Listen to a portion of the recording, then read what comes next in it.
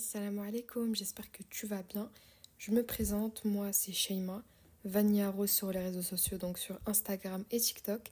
Et l'épisode que tu vas écouter juste maintenant, c'est un ancien épisode de mon ancien podcast qui s'intitulait Comment ça va? Je passe les épisodes que je trouve pertinents et je me dis que peut-être ça pourrait t'intéresser. Et nous on se retrouve très bientôt en janvier pour de nouveaux épisodes inédit sur mon nouveau podcast Café et Confidence. Si l'épisode t'a plu, n'hésite pas à évaluer le podcast, à commenter, à le partager à une ou plusieurs amis. Et voilà, nous on se retrouve très bientôt. Je te laisse avec l'épisode. Bonne écoute. Assalamu alaikum, j'espère que vous allez bien. Aujourd'hui, on va parler du fait de prendre soin de soi. Vous savez cette fameuse phrase qu'on entend très souvent, prends soin de toi. Moi-même, je la dis très souvent. En fait, à force de la dire, on la prend un peu, pas à la légère, mais on n'en comprend pas le sens profond. Mais prendre soin de soi, ça veut dire quoi? Ça veut dire s'aimer, ça veut dire vouloir le meilleur pour soi-même. Et ça, c'est super important. Aujourd'hui, c'est ce dont on va parler. En vrai, on va parler santé mentale, comme d'habitude. On va parler de l'importance de la santé mentale et surtout, je vais vous partager quelques astuces qui vont vous aider à plus vous estimer et surtout des astuces qui vont vous aider à faire la paix avec vous-même. Des moments où on s'aime pas trop, des moments où on se déteste, on en vit dans la vie. Non mais voilà, c'est normal, c'est des étapes de la vie. On n'est pas toujours d'accord avec nous-mêmes et ça peut arriver pour de multiples raisons. Et il n'y a pas de souci à cela tant que c'est pas exagéré et tant que c'est pas trop long. Dans le sens où voilà, s'il y a une journée, t'aimes pas trop ta tête, ça arrive à tout le monde. Mais si t'entretiens une relation avec toi-même qui est mauvaise pendant des années et pour toi c'est normal, c'est pas bien. C'est pas bien, je vous apprends rien là, mais c'est pas bien. Et vraiment, bah moi ça m'est déjà arrivé. Alhamdoulilah, j'ai réussi à faire la paix avec moi-même et vraiment à me vouloir du bien, sincèrement.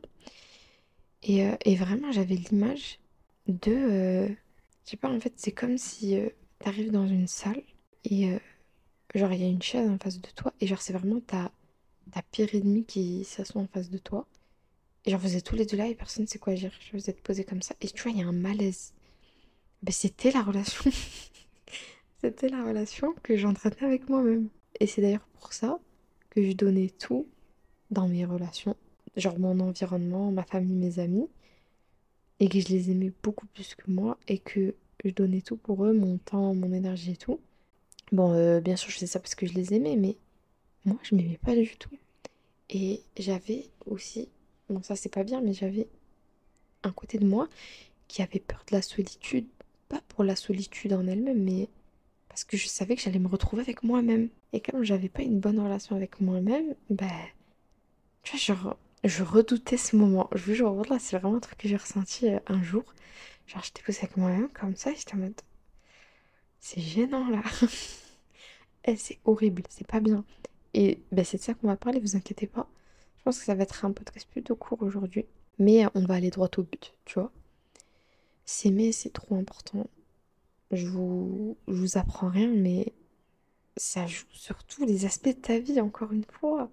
S'aimer plus, s'estimer plus, se donner de la valeur, c'est obligatoirement développer une meilleure santé mentale et une meilleure santé physique et du coup avoir une vie plutôt saine.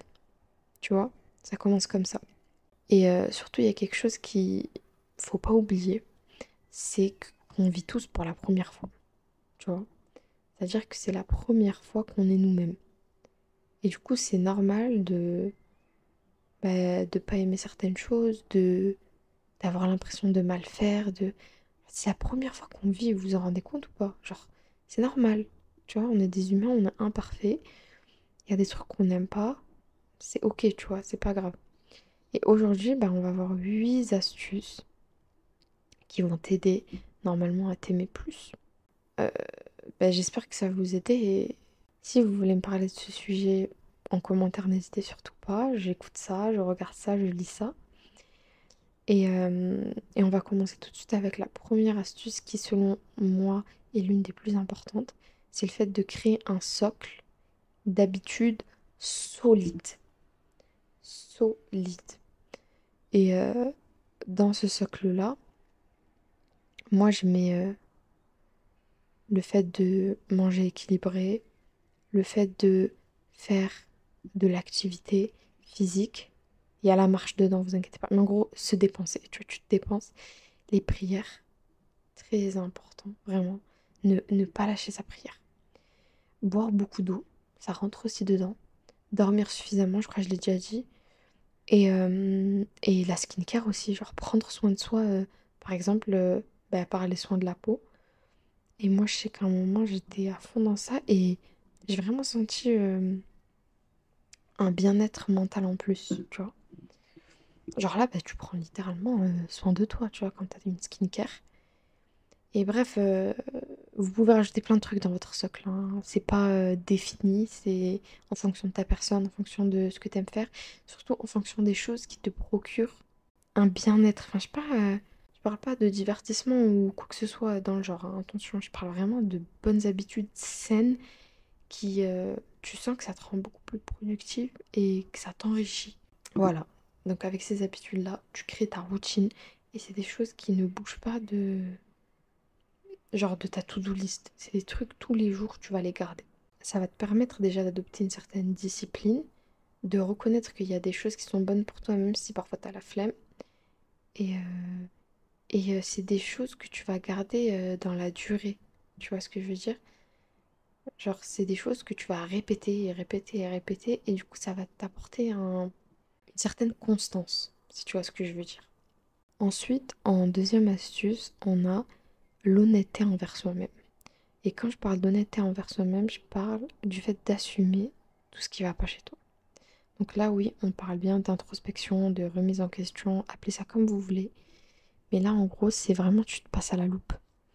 Tu te passes à la loupe, tu vois tout ce que t'aimes pas chez toi, tu vois tout ce qui... tu vas vraiment les assumer et, euh, et voir comment tu peux les changer. Tu vois. Mais vraiment, en fait, tu vas pas faire ça d'un œil mauvais, mais t'assumes qu'il y a des trucs pas ouf chez toi. Déjà, faire ça, ben, ça va t'aider à comprendre que genre t'es juste un humain, tu vois. Et ça va t'aider à changer, mais de façon saine et positive. Parce que tu sauras ce qui va pas chez toi. En troisième astuce, on a le fait de se réconcilier avec soi-même. Et ça, c'est trop, trop, trop, trop, trop, trop, trop important. Et moi, c'est l'une des raisons qui faisait que ben, je m'aimais pas avant, tu vois. C'est que, en fait, j'étais trop dure avec moi-même. Et qu'à chaque fois que je faisais quelque chose de mal, peu importe ce que c'est, ben j'oublie pas. Voilà. Alors que quand c'est les autres, je pardonne, je passe à autre chose. Mais quand c'est moi, quand c'est moi, je garde tout. Je garde tout et tu vois, c'est comme, je sais pas, quand il est 1 heure du mat, t'es dans ton lit comme ça, et d'un coup tu penses à une anecdote qui s'est passée le 27 janvier 2015. Moi, j'avais trop tendance à faire ça, à garder toutes les choses pas ouf que j'ai pu faire et à entretenir de la rancœur envers moi-même, tu vois. C'est pas bien. C'est pas sain du tout de faire ça. Comme j'ai pu le dire tout à l'heure, c'est la première fois qu'on vit. Et c'est normal de faire des erreurs, tu vois. Et se réconcilier avec soi-même pour tout. Pour les mauvaises choses qu'on a pu faire, pour les mauvaises habitudes qu'on a pu avoir, pour les mauvaises personnes qu'on a fait rentrer dans sa vie, pour tout, tout, tout, tout ce que tu as pu faire vraiment. Tu vas te poser avec toi-même. Tu vas dire, ok, j'ai fait ci, ça, ça, ça, ça, ça, ça. Eh bien, je décide de me pardonner parce que c'est des erreurs et tout le monde fait des erreurs et on passe à autre chose. Et là, on essaie de faire mieux. Voilà, en fait c'est ça la mentalité qu'il faut avoir. Faut pas être dans le purée, j'aurais dû faire ça. En plus, il y a un hadith qui parle de ça. Attendez, je vais vous le sortir de suite. Je l'ai trouvé. Donc le messager d'Allah alayhi salatu wassalam, a dit: le croyant fort est meilleur et plus aimé auprès d'Allah que le croyant faible. Et en chacun d'eux, il y a du bien. Recherche ce qui t'est profitable et recours à Allah et ne faiblis pas. Si un malheur t'afflige, ne dis pas si seulement j'avais fait ceci ou cela. Dis plutôt tel est le décret d'Allah et il fait ce qu'il veut. Car la particule si ouvre la porte aux suggestions du diable. Rapporté par Muslim. Tout est dit dans le hadith vraiment, mais en fait c'est vraiment ça. Quand tu... Bah déjà, il y a la citation avec les si on refait le monde. En fait, en te laissant la possibilité de pouvoir créer d'autres scénarios de ce qui a pu se passer, le waswas, il va forcément venir. Et tu vas arriver. En fait, ça sert à rien.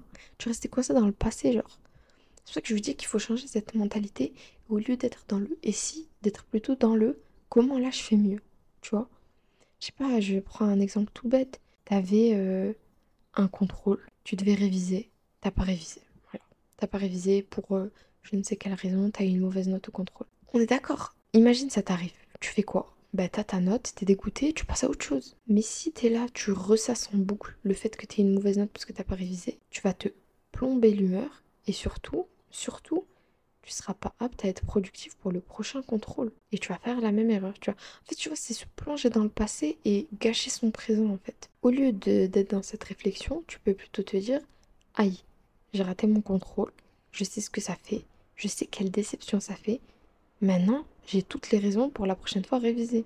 Tu vois, être dans une mentalité de espoir pour le futur et pas regret du passé. Du coup, voilà, on se réconcilie avec soi-même. En fait, c'est bizarre à dire, mais on ne se surestime pas. Dans le sens où on n'est pas parfait, on ne sera jamais parfait. Wallah, on pourra faire tous les efforts du monde, on ne sera jamais parfait. Donc, on se réconcilie avec soi-même et on essaie de faire toujours mieux. Ça, c'est un autre exemple qui, personnellement, m'a énormément aidé à, à plus m'aimer. C'est le fait de ne pas prendre des critiques comme telles. En fait, déjà, ça évite des disputes. Ça évite, toi, comment dire, de retenir des choses dans ta tête, de t'énerver. C'est nul, ça sert à rien. Dans le sens où quand on va te faire une critique, tu vas prendre, peu importe qu'elle soit constructive ou pas, hein, tu vas prendre 2 secondes, tu vas dire, ok, là, la personne, elle m'a dit ça. D'accord.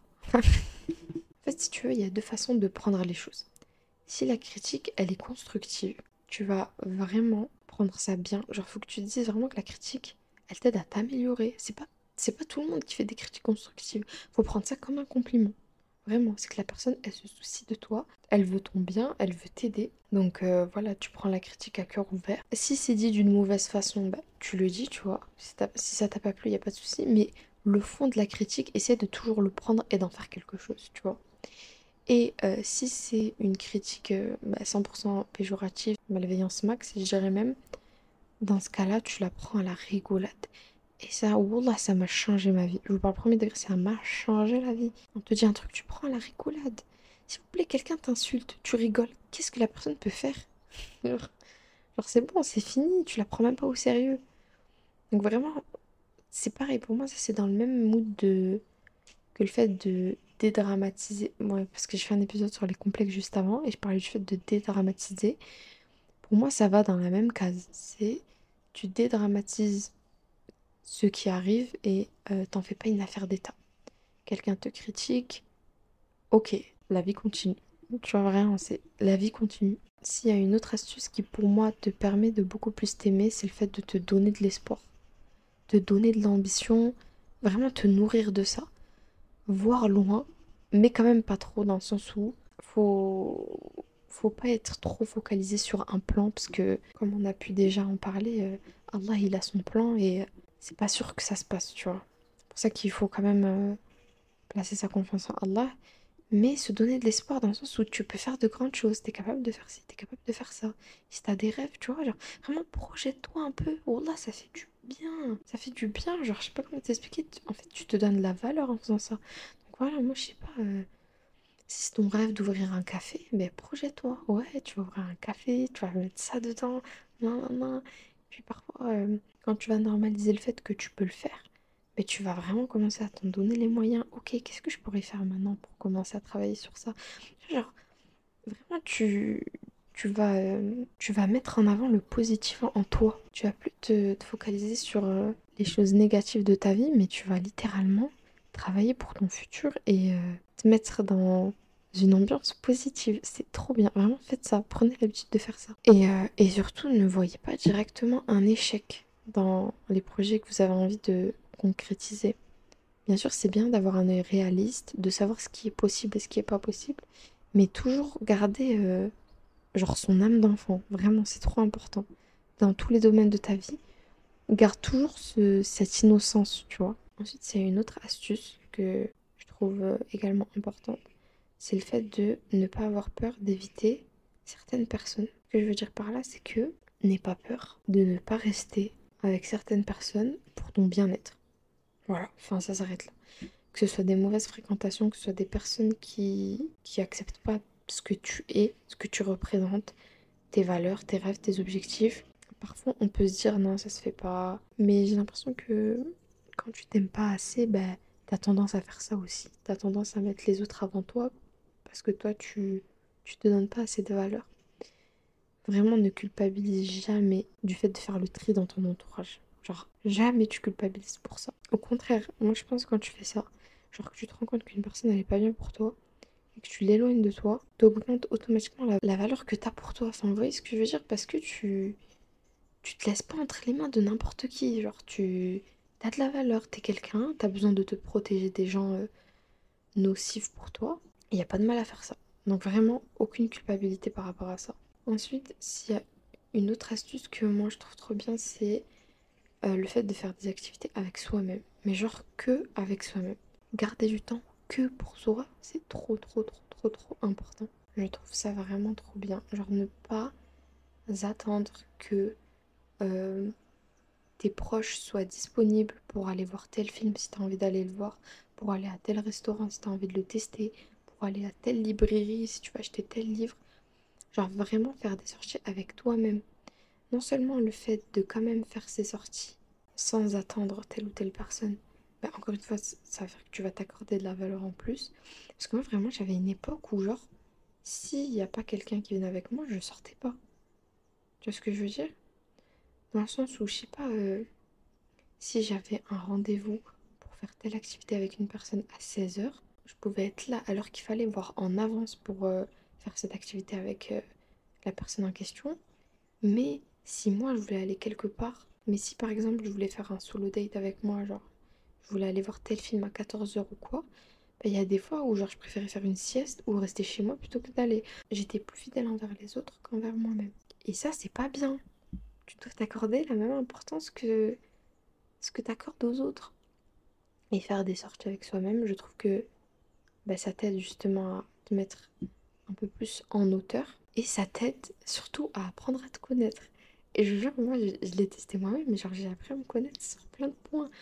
Dans le sens où, vous voyez, on a une personnalité différente, entre guillemets, avec toutes les personnes qu'on fréquente au quotidien, tu vois.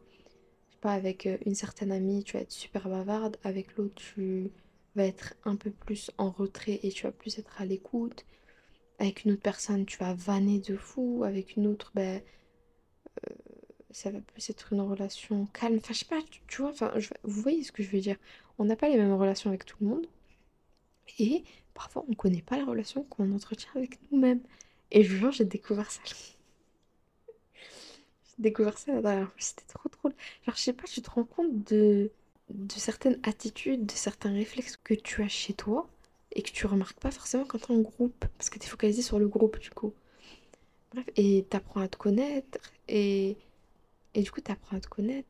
T'apprends à, genre, à bien t'aimer. Je peux pas t'expliquer, genre, t'es en mode, moi, ça va, je m'aime bien en vrai.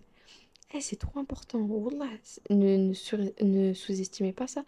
Et surtout, n'écoutez pas les gens qui vont dire que c'est être égocentrique ou que sais-je. Là, je parle pas d'égocentrisme. L'égocentrisme, c'est pas bien. Bravo, Sherlock. Non, l'égocentrisme. On parle pas d'égocentrisme. Là, on parle de la base, on parle du fait de s'aimer. Genre, tu vas vivre toute ta vie avec toi. Tu vas mourir avec toi. S'il vous plaît, tu... Voilà, je sais pas, imaginons que tu vis 70 ans sur Terre, tu vas pas passer 70 ans à te faire la guerre. Ça n'a aucun sens. Non, ici, on veut la paix. La paix, ça passe par le fait de faire la paix avec soi-même. Et je trouve que des sorties, genre faire des activités avec toi-même, sortir avec toi-même, ça peut énormément aider. Bon, je vais passer à la dernière astuce et ensuite ce sera la fin de l'épisode du jour. Mais c'est le fait d'accepter que c'est un processus et que ça prend du temps. Prendre soin de soi, s'aimer mentalement, physiquement, peu importe, ça prend du temps. Genre, c'est comme tout, tu vois. Faut vraiment cultiver cette patience et éprouver du détachement envers bah, ces périodes-là où on s'aime pas trop, tu vois. Genre, lâche-toi la grappe. Sois pas dans... Je pense que c'est important de pas être dans le contrôle à 100%. Laisser les choses couler, prendre son temps Et puis voilà, la harira, elle est toujours plus bonne quand elle a bien mijoté, tu vois. Du coup, voilà, n'ayez pas peur pour ça. Genre, ça viendra au moment où il faudra que ça arrive. En attendant, n'hésitez pas à appliquer les astuces qu'on a partagées aujourd'hui. Et puis, khair, Inch'Allah. Genre, tout arrive au bon moment. Donc, il n'y a pas de souci par rapport à ça. Bref, c'est la fin de l'épisode du jour. Si vous a plu, n'hésitez pas à le liker sur YouTube, à l'évaluer sur Spotify, à commenter, à me donner votre avis, à me dire, vous, c'est quoi qui vous a aidé à vous aimer, genre. Et voilà. Donc, passez une bonne journée, passez une bonne soirée. On se retrouve demain, Inch'Allah, pour un nouvel épisode. Assalamu alaikum.